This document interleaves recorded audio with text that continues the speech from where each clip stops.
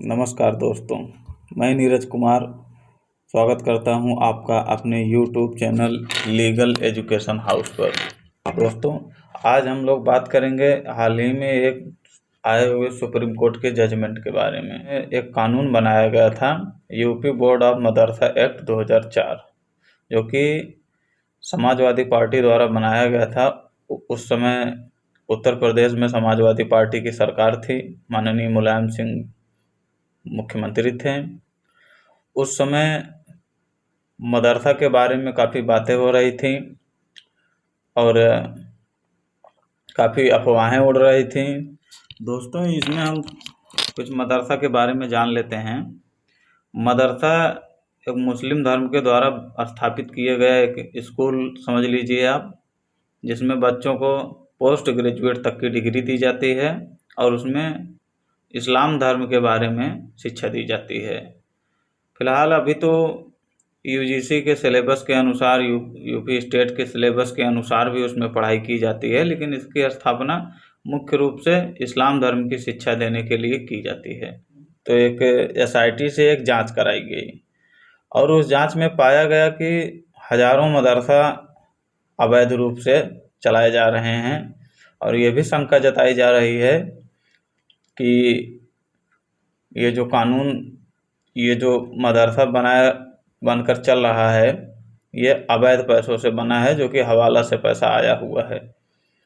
तो इसके लिए उत्तर प्रदेश सरकार ने 2004 में एक कानून बनाया, जिसमें इसको रेगुलेट करने के लिए कुछ नियम बनाए गए और इस नियम से मदरसे को रजिस्ट्रेशन दिया गया और उनको रेगुलेशन के लिए नियम बताए गए।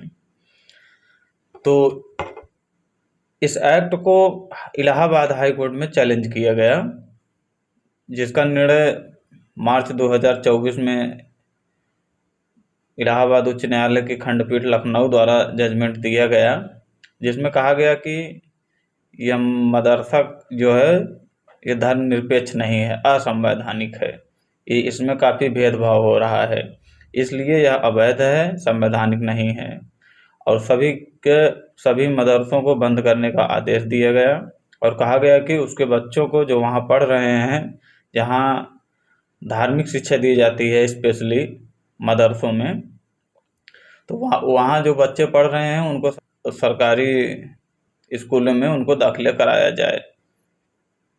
तो बहुत सारे कारण बताएं, तो इसको हाई कोर्ट ने शून्य घोषित कर दिया। फिर जो है इसको अपील की गई सुप्रीम कोर्ट में।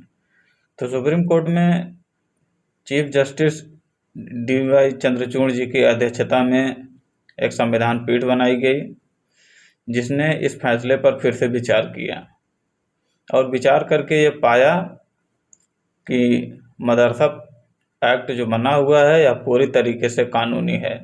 और जबकि इलाहाबाद हाई कोर्ट ने कहा था कि ऐसा कानून बनाने की शक्ति विधानसभा के पास ही नहीं है, अर्थात ये ज़्यादा पावर इस्तेमाल कर रही है विधानसभा, जो कि संविधान में इतना पावर नहीं दिया गया है। तो इसलिए इसे अवैध घोषित करते हुए सभी मदरसों को बंद करने का आदेश दिया गया, जिसको सुप्रीम कोर्ट में चैलेंज किया गया और सुप्रीम कोर्ट ने इसे वैध बता दिया और अब मदरसा एक्ट पूरी तरीके से सही है, अब वह लागू रहेगा, इसमें कोई किसी भी तरीके से बदलाव नहीं किए जाएंगे। तो दोस्तों, कैसी लगी हमारी जानकारी आप कमेंट बॉक्स में बताइए और किसी सुधार की ज़रूरत हो तो मुझे सुझाव भी दे सकते हैं और मेरे चैनल को सब्सक्राइब कीजिए, लाइक कीजिए। बहुत बहुत धन्यवाद।